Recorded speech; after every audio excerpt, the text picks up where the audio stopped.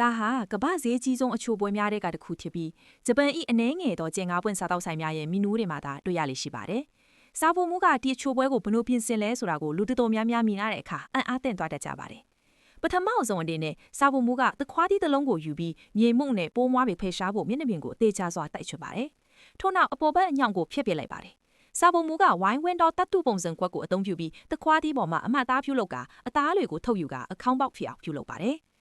နောက်တစ်ဆင့်မှာစားဖို့မှုကဒူဘိုင်းစတော်ဘရီသီးနဲ့ကိုရီးယားကီဝီသီးတွေကိုလိဖြတ်ပါတယ်။ဒီသစ်သီးတွေကိုဂယုတစိုက်ရွေးချယ်ပြီးအသုံးမပြုခင်အစားအစာဘေးကန်းလုံခြုံရေးစစ်ဆေးမှုတွေပြုလုပ်ထားပါတယ်။သူတို့ဟာအလွန်လက်ဆက်ပြီးအရေးရွှမ်းနေပုံပေါက်ပါတယ်။ထုတ်ထားတဲ့သခွားသီးအသားကိုလည်းပြန်လည်အသုံးချပါတယ်။ထို့နောက် cheese အရသာရှိတဲ့ပေါင်မုတ်ကိုပပလေးတွေလိပါတယ်။အရာအားလုံးအသင့်ဖြစ်ပြီးဆိုတာနဲ့စားဖို့မှုကအထူးချိုကွက်ကိုစတင်စီစဉ်ပါတယ်။ပထမဆုံးသခွားသီးအောက်ခြေမှာ cream တစ်လွှားကိုဖြန့်ပါတယ်။ထို့နောက်ပေါင်မုတ်တစ်ချက်ကိုအပေါ်မှာတင်ပြီးနောက်ထပ်ပေါင်မုတ်တစ်ချက်ပြီးရင် cream တစ်လွှားထပ်ထည့်ပါတယ်။နောက်တစ်စစ်မှာစားဖို့မှုက cream ပေါ်မှာတစ်တီလဲတွေကိုစီပါတယ်။ဒီအလွှာတွေကိုသခွားသီးအခေါင်းပေါက်ပြည့်သွားတဲ့အထိအစင်လိတ်ထက်ခါလှုပ်ဆောင်ပါတယ်။လာရောက်စားတောက်သူတွေကစတော်ဘရီသီးဒါမှမဟုတ်ကီဝီသီးကိုမကြိုက်ဘူးဆိုရင်စားဖို့မှုကသူတို့ရဲ့နှစ်သက်မှုအလိုက်အခြားတစ်တီးတွေနဲ့အစားထိုးပေးနိုင်ပါတယ်။နောက်ဆုံးမှာတော့စားဖို့မှုကသခွားသီးကိုတဝက်ပိုင်းပြီးဧည့်သည်တွေကိုပေးစားဖို့အတွက်တင်းငယ်တဲ့အပိုင်းလေးတွေထပ်ဖြတ်ပါတယ်။အချို့ပွဲဟာအလွန်လက်ဆက်ပြီးမျက်စိပတာရထစ်စရာကောင်းလွန်းလာပါတယ်။အိမ်မှာစမ်းလူကြည့်ဖို့မမေ့နဲ့နော်။